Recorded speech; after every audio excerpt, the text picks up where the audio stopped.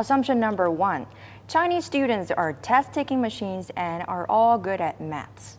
Well, it's a stereotype that has long been attached to Chinese people. What do you think?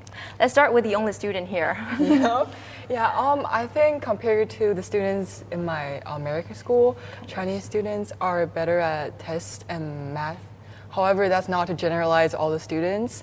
I think the reason is because of the different educational systems. And when I was in the middle school called Tsinghua University's affiliated middle school, we care more about academic performance. We were very eager to learn knowledge from different subjects. And I think I learned my problem-solving skills from here.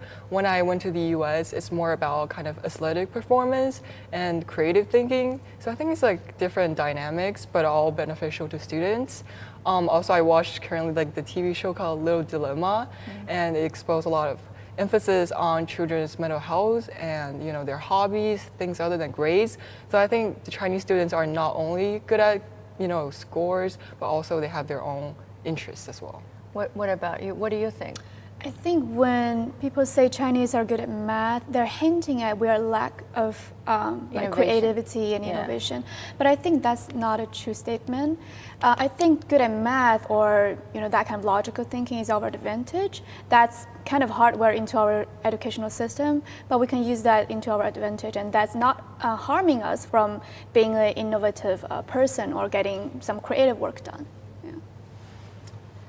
I think that, it's like one of my Jewish friends here in Beijing. He always takes issue when Chinese friends tell him, oh, Jewish people are really good with money. I was like, no, I take offense with that. And then people will be like, but that's a good thing. Why are you taking offense to that? And it's like, I think his rhetoric was kind of along mine of like Chinese being really good at test-making machines is we need to allow for people to be bad at tests and bad at maths.